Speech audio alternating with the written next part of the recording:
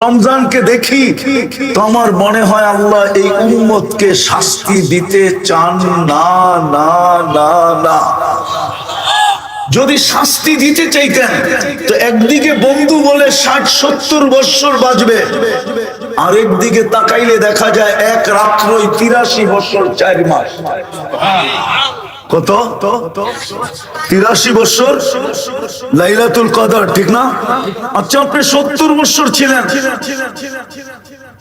70 বছর ছিলেন আপনি, 70 বছর ছিলেন আপনি, 70 বছর। আল্লাহ যদি জিজ্ঞাসা করে কি করছিস, আপনি তো বলতে পারবেন আমি একটা রাত্র নিয়ে আসছি, আর কিচ্ছু নিয়ে আসি না। আল্লাহ যদি বলে এক রাত্র 70 বছরে, তো আপনি তো যুক্তি দাঁড় করাইতে পারবেন এক রাত্রই তো 83 বছর 4 মাস। আমি 70 ছিলাম, 70 থেকে 70 বাদ দেন, তারপরে তো আমি 13 বছর 4 মাসের পাওনা আপনার কাছে। আপনি আমার কাছে পাবেন তো পাবেন কোত্থেকে? এই যে রমজান আসতেছে, এই রমজানেও তো আমার মনে হয় না 50% বাংলাদেশি নামাজ পড়বে।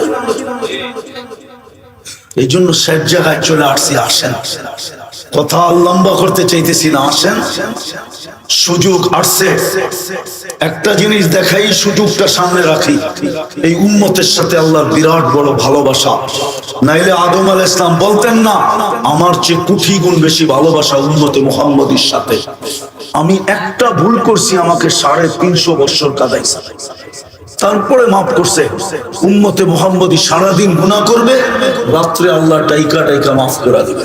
হায় হায় হায়, হাদিস মনে উঠলো, এই জন্য বলতেছি কিয়ামতের দিন তোমার আমার নবী। আমি অ্যাডভোকেট সাহেবের বয়ানও শুনতেছিলাম, যদিও খাইতেছিলাম, কান আমার এদিকেই ছিল। সবাই ভাবতেছিল হুজুরে তো কম খায় কেন, আমি চাবাইতে কম ছিলাম, বেশি চাবাইলে আবার কান দিয়া শোনা যায় না। আমি শুনতেছিলাম ওনার বয়ান।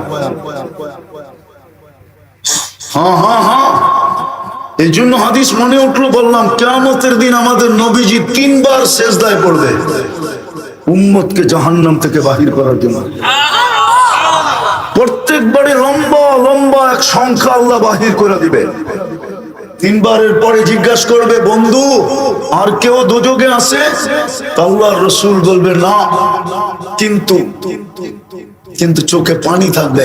আল্লাহ জিজ্ঞাসা করবে, চোখে পানি দেখি, মুখে কিন্তু, অর্থ কি আল্লাহ জানেন? বলবে ইল্লা হাবাসাহুল কুরআন, কুরআন যাদের বিরুদ্ধে চলে গেছে ওদেরকে বাইর করতে পারি নাই। আজকে আল্লাহ নিজের পার্সোনাল জিনিস দিলেন, কুরআন আল্লাহর কালাম, শুধু কিতাব না, কালাম, এটা কালাম। ওই শুরুতে আমি আবার চলে যাব, দিছিলেন যেন আমরা সোনা হই, সোনা আল্লাহ যেন কিনতে পারেন জান্নাত দিয়া। কোরআনের ছোঁয়া লাগলে সোনা হবে, সোনা। কিন্তু এইখানে লোক আছে কবে কোরআন ছুঁয়া দেখছে বলতে পারবে না। নাইলো প্রত্যেকে নিজেকে প্রশ্ন করেন না যে আপনি কোরআন ছুঁইছি কবে? চুমা তো দূরের কথা, ছুঁয়া দেখছি কবে? রাগ হয় না, আমি সব জায়গায় চলে আসছি। এত লম্বা কথা বলার, আজ পর্যন্ত কথা বলার অভ্যাস আমার নাই, কেন আমার আইসি বহুত আগে বন্ধ হয়ে গেছে। তো যেটা বুঝাইতেছিলাম, কোরআনকে ছুঁয়া দেখে না। জানি না সখীপুরের মানুষ মানবে কি মানবে না। আমাদের ঘরে কোরআন চিৎকার দিতেছে, চিৎকার। কোরআন আমাদেরকে বদদোয়া দিতেছে, বদদোয়া। প্রমাণ নিবেন? প্রমাণ দিব। 40 বছর আগে সখীপুর আর আজকে সখীপুর কত গুণ উন্নত। আরে বলেন না, 100 গুণ তো হবে না, হবে না? হ্যাঁ বলেন, 40 বছর আগে মান্যতা, গণ্যতা, ভালোবাসা, জোর, মিল, মহব্বত, স্নেহ, মায়া, মমতা, সামাজিকতা যতটুকু ছিল, 100 গুণ উন্নত হওয়ার পরে বাড়ছে না কমছে? হ্যাঁ, কমলো কেন? উন্নত তো হইলেন, এটাও তো বাড়া দরকার ছিল। আপনি বলতেছেন কমছে। উন্নত হয়েছে আমি মানি, কিন্তু 40 বছর আগের যে মান্যতা গণ্যতা ছিল ওটা আজকে নাই, যেই ভালোবাসা ছিল ওটা নাই, যেই প্রেম প্রীতি ছিল ওটা নাই, যেই সহানুভূতি ছিল ওটা নাই। আজকে মানুষ আছে, মানুষত্ব নাই, ঠিক না? মানুষ আছে, মানুষত্ব নাই। 40 বছর আগে ছিল না, ছিল না? তাহলে উন্নত হওয়ার পরে তো বেশি হওয়ার কথা ছিল, নাই কেন? বোঝা গেল কোরআনের বদদোয়া লাগছে। কোরআন আপনার ঘরে বদদোয়া দিতেছে, কোরআন চিৎকার দিতেছে। তো যেটা বুঝাইতেছিলাম যে সুপার বাইক রাখা আছে, উড়া যায় নেমে যাবে, ওই জান্নাতের বিনিময়ে একটু টাচ দিলাম, আল্লাহ কিনবে যদি আমি নিজেকে সোনা বানাইতে পারি। আর সোনা হব যদি রহমতের ছোঁয়া, রহমতের ছোঁয়া, ওই রহমতের ছোঁয়া লাগানোর জন্যই আল্লাহ আপনাকে আমাকে মুসলমানের ঘরে অস্তিত্ব দিছিলেন। কিন্তু দিলে কি হবে? শুধু নাম আছে, ইসলাম নাই। আমি দ্রুত শেষ করব। নাম আছে, ইসলাম আমাদের জীবনে নাই। শুধু নাম আছে, আমি মুসলমান। ইসলামের নাম আছে কিন্তু ইসলাম নাই। আমরা উম্মতে মুহাম্মাদি কিন্তু নবীর আদর্শ নাই। অথচ যে রসুল 40 বছর আমার জন্য কাঁদলো, আরে না 23 বছর আমার জন্য কাঁদলো, যিনি মৃত্যু দুনিয়ার থেকে যাওয়ার সময় কাঁদতে কাঁদতে গেলেন, যিনি এখনো কবরে কাঁদতেছেন, যিনি কবর থেকে কাঁদতে কাঁদতে উঠবেন, আবুল সামরকান্দি রহমতুল্লাহ আলাইহি লেখেন, কাঁদতে কাঁদতে উঠবেন, ওহুয়া ইয়াকুম ওয়া ইয়াবকি ওয়া ইয়াকুল জিবরিল আইনা উম্মতি, ময়দান তো খালি। আরেকটা দেখাইতেছি। বলেন সখীপুরের মানুষ ইউনিয়ন পরিষদের একটা চেয়ার পাওয়ার জন্য এই পর্যন্ত বাংলাদেশে কত ছেলে এতিম, বাচ্চা এতিম হলো, কত নারী বিধবা হলো, কত মার বুক খালি হলো, কত তাজা রক্ত এই জমিনে পড়লো।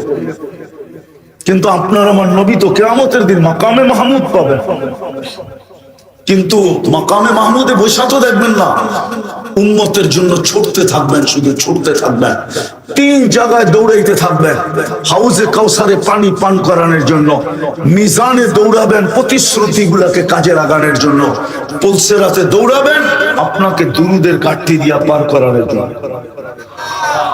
চেয়ারে বসে তো দেখবেন না, যিনি কিয়ামতের মাঠে চিৎকার দিবেন উম্মতি উম্মতি বইলা, ওই রসুলের আদর্শ কতটুকু। তৃতীয় দেখাইতেছিলাম, তৃতীয় কোরআন দিলেন ছোঁয়া দেখি না। বলেন আপনাদের এলাকার পয়সাওয়ালা লোকগুলা সখীপুরে থাকে? বলেন টাকাওয়ালা লোকগুলা সখীপুরে থাকে? হ্যাঁ, কোথায় থাকে? আরো যদি পয়সা হয় তো কোথায় থাকে? হ্যাঁ, সত্য তো? আল্লাহ কি গরিব? তাহলে নিজের ঘরটা আপনাদের সখীপুরে দিলেন কেন? সখীপুরটা পুরাই তো বনাঞ্চল, ঠিক না? হ্যাঁ, কি বলেন? ইংলিশে যদি বলি তাহলে জঙ্গল বলা যায়, ঠিক না? আপনাদের এই জঙ্গলে আল্লাহ ঘরটা দিলেন কেন? আমাকে যুক্তি দিয়ে বুঝান। আল্লাহ কি গরিব? ধনী হইলেই তো ঢাকা চলে যায়, আরো ধনী হইলে ইংল্যান্ড চলে যায়, আমেরিকা কানাডায় চলে যায়। আল্লাহ ঘরটা কেন আপনার এই বনাঞ্চলে দিলেন? বরিশালের ওদিকে চরঞ্চলে দিলেন, সিলেটের চিটাঙ্গের ওদিকে পাহাড়ের অঞ্চলে দিলেন। আল্লাহ তো উন্নত জায়গায় নিজের ঘরটা রাখতে পারতেন। মসজিদ আল্লাহর ঘর না? কেন দিলেন আপনার বাড়ির পাশে? কেন দিলেন আপনার ঘরের সামনে? কেন দিলেন আপনার মহল্লায় মহল্লায়?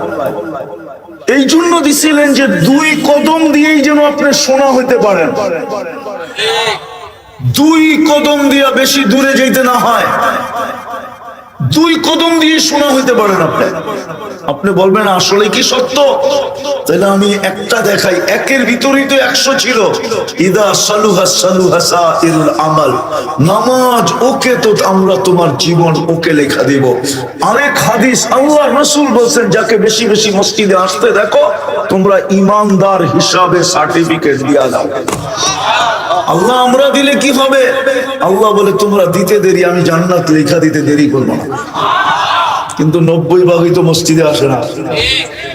পঞ্চম দেখাইতেছি, আমার ফতোয়া না, কিন্তু আলী রাদিয়াল্লাহু তাআলা আনহুর ফতোয়া, যে আমি যখন রমজানকে দেখি তো আমার মনে হয় আল্লাহ এই উম্মতকে শাস্তি দিতে চান না না না না। যদি শাস্তি দিতে চাইতেন তো একদিকে বন্ধু বলে 60-70 বছর বাঁচবে, আরেকদিকে তাকাইলে দেখা যায় এক রাত্রই 83 বছর 4 মাস। কত? 83 বছর লাইলাতুল কদর, ঠিক না? আচ্ছা আপনি 70 বছর ছিলেন, 70 বছর ছিলেন আপনি, 70 বছর ছিলেন আপনি, 70 বছর। আল্লাহ যদি জিজ্ঞাসা করে কি করছিস, আপনি তো বলতে পারবেন আমি একটা রাত্র নিয়ে আসছি, আর কিচ্ছু নিয়ে আসি না। আল্লাহ যদি বলে এক রাত্র 70 বছরে, তো আপনি তো যুক্তি দাঁড় করাইতে পারবেন এক রাত্রই তো 83 বছর 4 মাস। আমি 70 ছিলাম, 70 থেকে 70 বাদ দেন, তারপরে তো আমি 13 বছর 4 মাসের পাওনা আপনার কাছে, আপনি আমার কাছে পাবেন তো পাবেন কোত্থেকে? এই যে রমজান আসতেছে, এই রমজানেও তো আমার মনে হয় না 50% বাংলাদেশি নামাজ পড়বে। এই জন্য সব জায়গায় চলে আসছি, আসেন, কথা লম্বা করতে চাইতেছি না, আসেন। সুযোগ আসছে, একটা জিনিস দেখাই, সুযোগটা সামনে রাখি। এই উম্মতের সাথে আল্লাহর বিরাট বড় ভালোবাসা, নাইলে আদম আলাইহিস সালাম বলতেন না আমার চেয়ে কোটি গুণ বেশি ভালোবাসা উম্মতে মুহাম্মদীর সাথে। আমি একটা ভুল করছি, আমাকে 350 বছর কাঁদাইছে, তারপরে মাফ করছে। উম্মতে মুহাম্মদী সারাদিন গুনাহ করবে, রাত্রে আল্লাহ টাইকা টাইকা মাফ করে দিবে। এখন আল্লাহ ডাকতেছে, চলেন আল্লাহর কাছে তওবা করি। করবেন? কে কে মনের থেকে তওবা করতে রাজি? পাক্কা? তাইলে বইলা দেন আল্লাহ অতীত থেকে তওবা করলাম, বলেন বলেন বলেন। হাত উঠাইলে হবে না, তওবা মাপ চাইতে হবে, তারপরে মাপ হবে। বলেন অতীত থেকে মাপ চাই। আপনি আমাদের তওবা কবুল করেন, নামান। আর 3 থেকে 4টা কাজ করলেই হবে। আমি আপনি যদি ইসলাম আনেন তো ইসলামে লেখা দিতে পারি যে আপনি মার পেটের থেকে যেমন আসছেন তেমন যাবেন। এই জন্য বলি যুবক ডেলি 2 বার কি করো? তওবা করো। ঘুমানোর সময়, সকালে উঠলে তোমার সকাল হবে, উঠাইলে সকাল হবে, না উঠাইলে পরকাল হবে। আর সকালে উঠা তওবা করো, হতে পারে সূর্য ডুবা নাও দেখতে পারো। দ্বিতীয়, ডেলি কোরআনটাকে একটা চুমা দাও মহব্বতে, যেন কোরআন তোমার বিরুদ্ধে চলে না যায়। তৃতীয়, আজকের থেকে মসজিদটা ভরা দাও।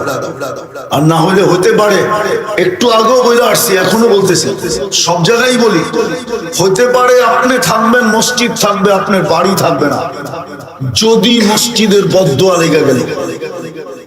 আর এরকম জমিন আমার চোখে দেখা আছে, এক না একাধিক মানুষ আছে কিন্তু বাড়ি নাই, সব মাটির সাথে এক রাত্রে মিশা গেছে। আজকে 90% মুসলমান মসজিদে আসে। আজকের থেকে মসজিদ গুলা ভরা দেন, যে আজকের থেকে আমি নামাজ ছাড়বো না। পাক্কা ওয়াদা? সত্য? আর সর্বশেষ, এই রমজানটাকে নিজের জীবনের সর্বশেষ সুযোগ মনে করা, কোমর ভাঙ্গা এই রমজানটা কাজে লাগায়। পারবেন? এই উম্মত এক ডোক পানি দিয়ে জাহান্নাম থেকে মুক্তি দিতে পারে। রমজানের সুযোগ আছে। মান ফাত্তারা সাইমান, যে রোজাদারকে রোজা খোলাবে, সুরবাতা মা, এক ডোক পানি দিয়া, এক ঘুট পানি দিয়া। আল্লাহর রাসূল বলেন ফালাহু ইতকু রাকাবাতিন, সে যেন নিজেকে জাহান্নাম থেকে মুক্ত করলো। এই কাটাবেন তো? সর্বশেষ বলতেছে, এই জন্য বলতেছি, আসলে ছাগল দিয়ে হাল চাষ হয় না। ওনারা যদিও বলতেছে হাল চাষের জন্য গরুই লাগে, কি লাগে? ছাগল দিয়ে কি হয় নাকি? আমার মতো মানুষকে দিয়ে চান্দা হবে না, কিন্তু বলছে এই জন্য বলতে পারি। বলছে এই জন্য আপনাদের কাছে বলি, সুযোগ আসছে, সুযোগ আসছে, সামনে রমজান, আপনি কোরআনের খেদমতে লাগায় দিবেন। সুযোগ আল্লাহ এই উম্মতকে দিছেন, কিছু কইরা যাওয়ার সুযোগ আছে। কোরআনের খেদমতের পিছে লাগাবেন তো কোরআন ওয়ালারা কিয়ামতে আপনার একটা দাবি এদের উপরে বসা যাবে।